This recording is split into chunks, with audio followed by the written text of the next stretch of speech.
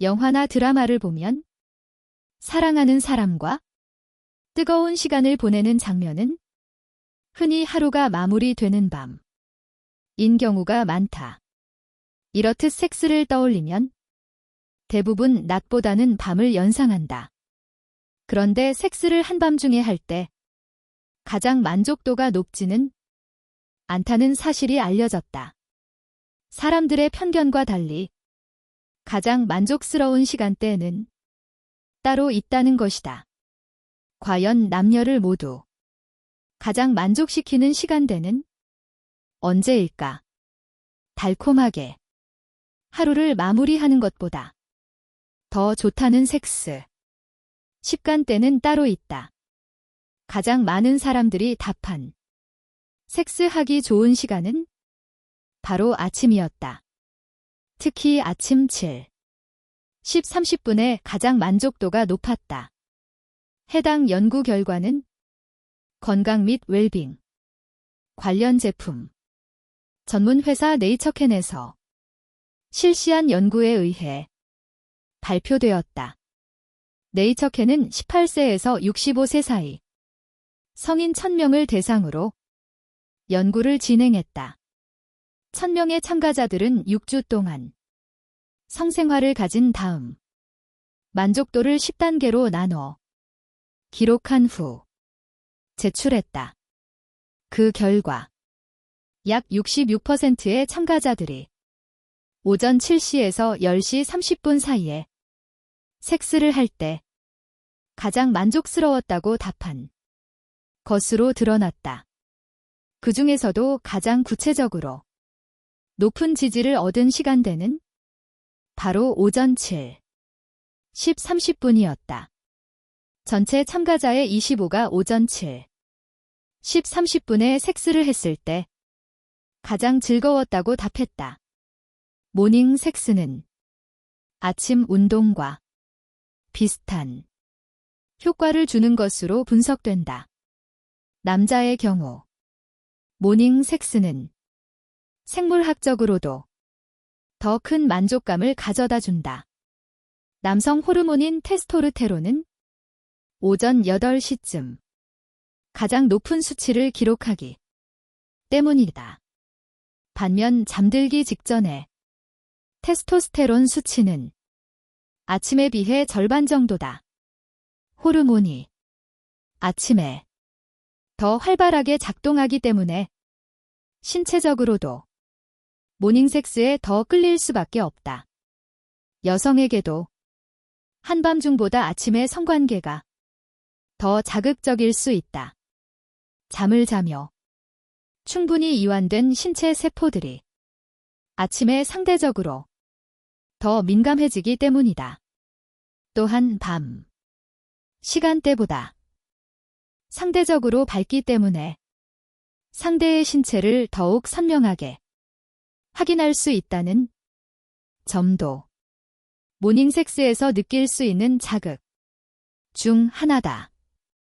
그 밖에도 모닝섹스가 한밤중보다 만족감이 높은 것으로 나타나는 이유는 섹스를 운동과 비슷하다고 생각해봐도 답이 나온다.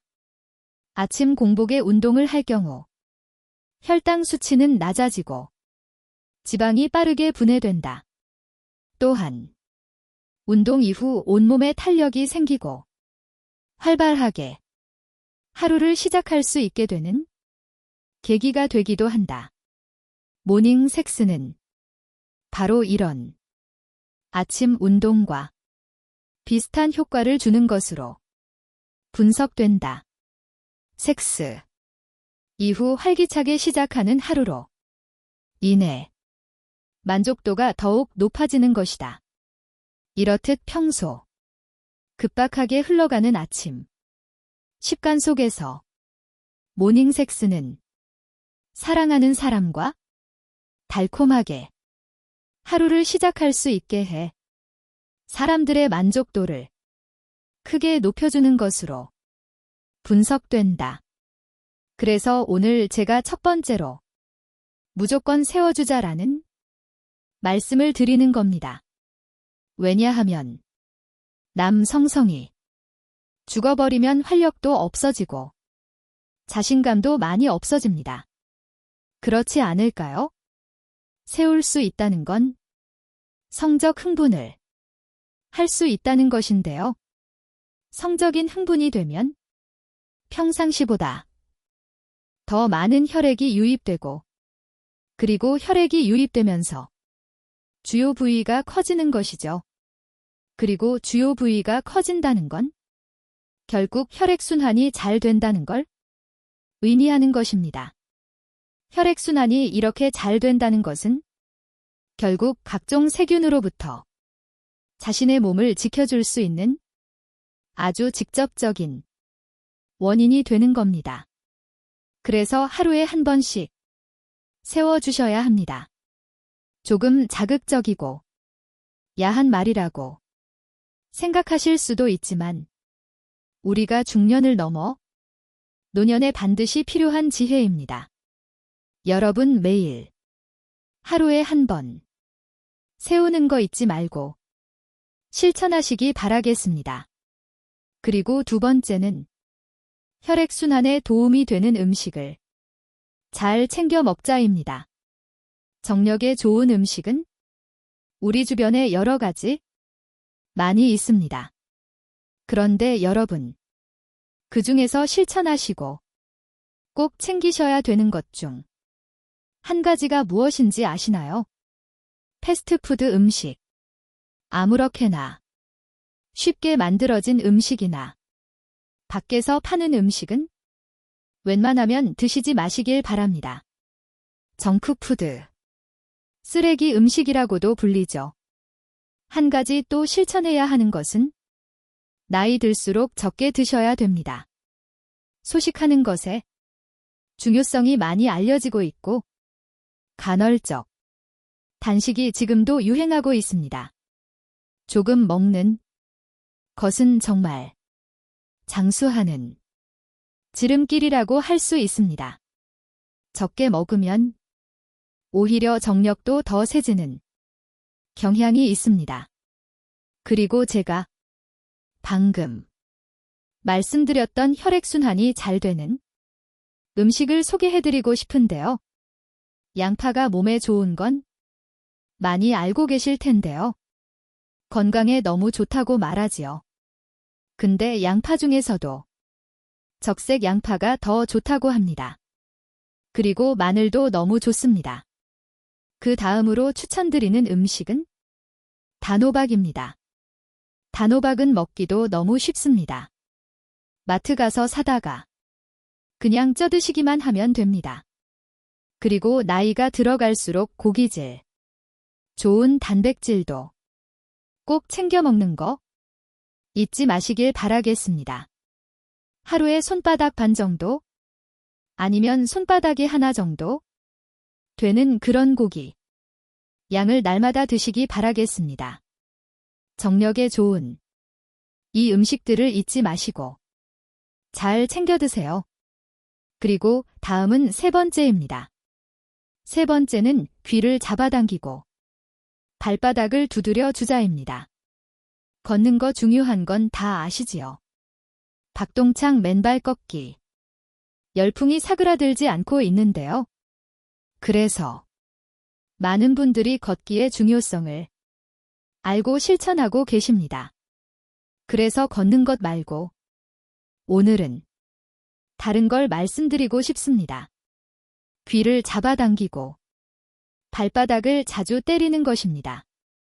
이것 또한 정력에 아주 큰 도움이 됩니다. 우리가 성적인 느낌을 가지게 하는 곳 중에 하나가 바로 귀인데요. 우리가 나이가 먹어갈수록 호르몬이 감소가 되고 호르몬이 감소가 된다는 건 결국 성적인 감흥이 줄어든다는 건데 귀를 잡고 잡아당기면 성적인 호르몬이 좀 더 많이 배출된다고 합니다. 엄지와 검지, 두 손가락으로 귓불을 20번에서 30번씩 매일 잡아당겨 보세요. 정말 놀라운 일이 생길 겁니다. 그러면 호르몬 분비가 조금 더 왕성해지고 정력에도 많이 도움이 된다고 합니다. 날마다 잊지 마시고 귀를 잡고 잡아당기시길 바라겠습니다. 귀를 습관적으로 잡아당기면 눈도 맑아지고 소화 기능도 좋아집니다. 그리고 또 한 가지가 있는데요. 우리가 결혼하면 신랑 다룬다. 이런 얘기가 옛날에 있었습니다. 그래서 뭘 했던가요? 발바닥을 힘껏 때려줬습니다. 발바닥에는 바로 정력을 증강시키는 요소가 있기 때문입니다. 그래서 신랑에게 그렇게 발바닥을 때려줬던 겁니다. 여러분 TV나 핸드폰을 보실 때 그냥 앉아 계시지 마시고 귓불을 잡아당기고 발바닥을 손으로 두드려주고 이러면서 앉아 계시면 80, 90세에 문제없이 생활하시는데 큰 도움이 됩니다. 다음 한 가지만 더 말씀드릴게요. 네 번째로 낙천적인 성격을 지니려고 노력하시고 활동적으로 활동하시라고 말씀드리고 싶습니다. 제가 앞서 말씀드린 내용은 남성분들뿐만 아니라 중년, 노년의 여성분들께서도 알아두시면 좋을 내용입니다. 티벳 속담 중에는 이런 말이 있습니다. 걱정한다고 걱정이 해결되면 걱정할 일이 없겠네. 들어보신 분들도 있으실 텐데요. 우리가 걱정이 100가지가 있다면 그 중에 진짜 걱정다운 걱정은 4가지밖에 안 된다고 합니다. 그런데 4가지마저도 걱정한다고 해결될 일은 거의 없다고 하지요. 여러분 지난 밤에 사랑을 나누려고 밤새 애썼는데 이루지 못하신 분들이 있으신가요? 그렇다고 너무 걱정하지 마세요.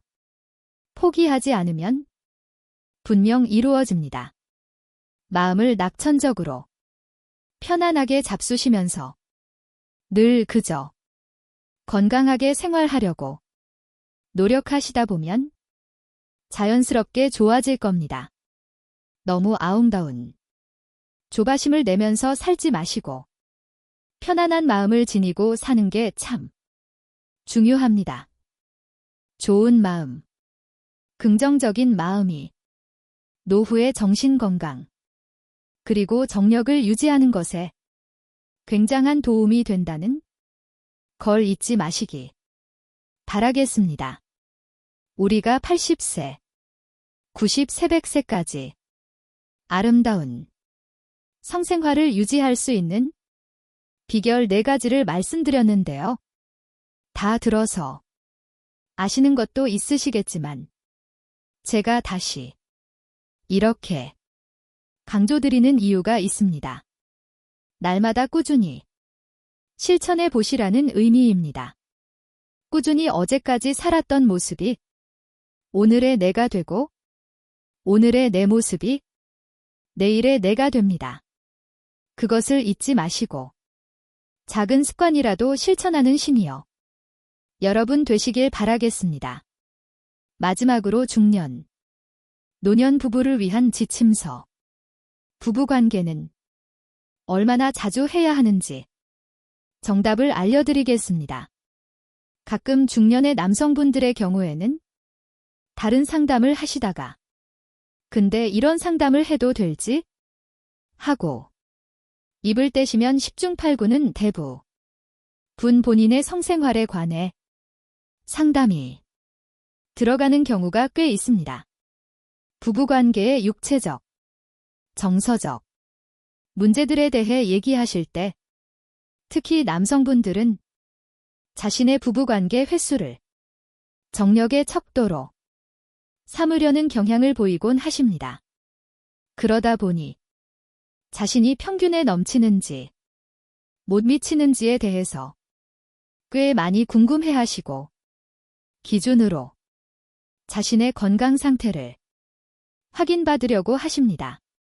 반대로 최근에 들어와서 성생활에 대한 새로운 기조를 보이는 경우가 있는데요. 의외로 30대, 40대, 비교적 젊은 부부들 사이에서 섹스리스 부부가 많아진다는 점입니다. 이분들은 자신이 먼저 문제 삼기보다 생리불순이나 비뇨기과 관련 문제를 상담하는 중에 제가 부부관계를 체크해보면 전혀 안 해요 라는 답이 무심하게 돌아오곤 합니다. 가족끼리 그러는 거 아니야? 하는 농담도 있지만 의외로 빈번하게 이런 분들을 접하게 되면 좀 걱정되는 부분이 있습니다. 그럼 부부간의 성생활은 많은 게 좋을까요? 없어도 괜찮을까요? 그렇다면 부부 성관계의 평균은 얼마일까요? 부부간의 성생활 기준에 대해 서출처도 모르는 낭설들이 아주 많습니다. 제가 예전에 재미있게 들었던 계산 방식은 자기 연령대의 9를 곱하는 것입니다. 그러니까 20대면은 20 곱하기 98회죠. 그러면 11회 8회자. 30대는 39 27. 그러면 21회 7회. 40대는 49 36이니까 31회 6회 정도가 되겠죠. 도대체 어디에 근거를 두고 만든 건지 모르겠지만 생각해보면 꽤 그럴듯합니다. 부부관계 횟수가 딱 정해진 법칙이 있는 것은 아니니 우리가 이제 기댈 곳은 평균이라는 잣대겠죠? 일반적으로 내 나이대 이 정도라고 기준이 있다면 기준에서 내가 어떤 쪽에 속하는지 한번 보자는 겁니다. 비교적 믿을 만한 통계를 한번 찾아봤더니 미국 퀸즈의 연구소에서 조사한 연령대별 성관계 횟수가 있더라고요. 이에 따르면 18살에서 29살까지의 남녀는 매달 9번 혹은 일주일에 2번 꼴로 성관계를 갖고 30대의 경우에는 매달 7번으로 4, 5일에 1번 꼴 그리고 40대의 경우에는 매달 5번 일주일에 1번 정도 꼴입니다. 결론적으로 1. 주일에 1번이나 2번 성관계를 갖는 것은 매우 평균적이라고 할 수 있겠습니다. 어떤지 어디에 속하는지 한번 계산해 보시길 바랍니다. 단 내가 평균에 못 미친다고 해서 너무 실망할 필요는 없습니다. 성생활 횟수에 대한 의학적인 기준은 없습니다. 나라마다 나이나 체질 등 신체적 조건, 그 다음 취향이나 애정의 정도 등에 따른 정서적인 요인, 그리고 어떤 면에서는 이게 가장 큰 영향을 주기도 하는데 주말 부부라든가 또는 육아나 부모님을 모시는 등 환경적인 요소들을 무시할 수 없습니다. 에서 어떤 경우든 하나 확실한 건 성관계는 연령대를 막론하고 안 하는 것보다는 주기적으로 하는 것이 더 유익하다는 것입니다. 단위 유익성이 꼭 횟수에 국한되는 것은 아닙니다. 양보다는 질이 더 중요할 수 있습니다. 너무 의무적으로 횟수만 채우는 성관계나 한쪽 욕구에 맞춰진 성관계의 경우에는 되려 불만족으로 이어질 가능성이 맞습니다. 어쩌다 한 번 해도 멋진 관계가 더 훌륭할 수 있습니다. 이런지를 결정하는 건 얼마나 충실하게 상대방과 교감을 나누는지 이 조건이 꼭 들어가야 합니다. 부부 양측 모두 육체적, 심리적으로 즐기고 만족스러워야 한다는 것이죠. 성관계는 하지만 키스도 없고 전이도 없고 신체적인 교감도 없는 기계적이거나 습관적인 성관계는 섹스리스와 별반 다를 게 없다고 할 수 있습니다. 반대로 꼭 적극적인 섹스는 아니더라도 다정한 포옹이나 키스, 스킨십 그리고 성적인 대화만으로도 어떤 면에서는 육체적, 정서적으로 성관계와 비슷한 효과를 거둘 수도 있습니다.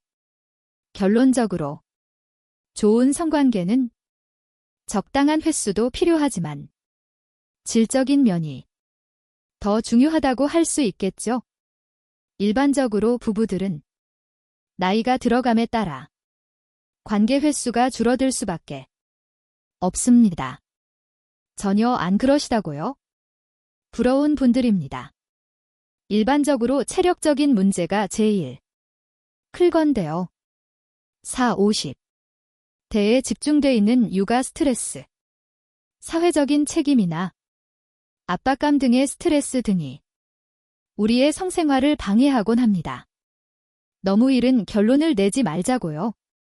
나이가 들어감에 따라 수적으로는 10세이지만 질적인 면에서는 더 욱 좋아질 수도 있습니다. 보고에 따르면 여성들이 더 자신 있고 능동적으로 자신의 요구사항을 말하고 성행위보다는 성관계에 정서적이고 친밀한 측면을 중시하면서 성행위를 스스로 조정하기도 한다는 거죠. 젊은이들의 설익은 열정보다 중년에 축적된 경험, 과 여유가 빛을 발하는 부분입니다. 이때쯤이면 누가 모르냐고, 몸이 안 따라주는 걸 어쩌냐고 하는 볼멘 소리 하시는 분들이 반드시 계실 텐데요. 여성분들은 폐경 이꼴 성생활 문을 닫는다는 이런 공식은 버리시기 바랍니다. 직장에서 힘을 다 쓰고 와서 집에서 쓸 힘이 전혀 없다고요? 그러시면 안 됩니다. 우리에겐 훌륭한 전문가들이 있죠. 남성의 경우는 구조적인 문제가 없다면 대부분 생식기를 주관하고 원기를 재생하는 신장의 정렬, 양기적 스태미너의 문제일 수 있습니다. 특히 의학은 이 부분에 있어서 괄목할 만한 결과들을 보여주고 있습니다. 여성의 경우에는 질건조라든가 갱년기 증상 등이 발목을 잡게 되는 경우가 많은데요. 역시 충분히 개선 가능한 증상들이고 또 도리어 성생활을 너무 일찍 포기해 버리시면 전립선 질환이나 지리축이나 이런 증상들이 더 심해지는 경향을 보이고 있으니까 건강한 노후를 위해서도 부부관계는 자체만으로 좋은 보약이 된다고 할 수 있겠습니다. 설령 폐경기가 되었다고 하더라도 또 성관계를 주기적으로 가지는 편이 정신적, 육체적으로 건강에 도움이 될 뿐더러 부부관계에도 바람직합니다. 만약 꼭 기준이 필요하시다면 중년의 경우 주 1회 정도를 또는 열흘에 한 번 이상을 추천해 드립니다. 횟수에 얽매이지 마시고요. 질적인 면을 꽉꽉 채우시길 바랍니다. 사랑과 배려의 마음이 당신의 육체적인 부족한 부분을 충분히 메꿔줄 겁니다. 섹스가 아니라 사랑을 하시길 바랍니다. 영상 끝까지 봐주셔서 감사드립니다. 오늘 정보가 도움이 되셨다면 구독, 좋아요, 알림 설정 부탁드립니다. 더 유익한 영상으로 다시 찾아뵙겠습니다. 시청해주셔서 감사드립니다. 여러분들의 마음 평안하고 행복한 삶을 늘 응원합니다.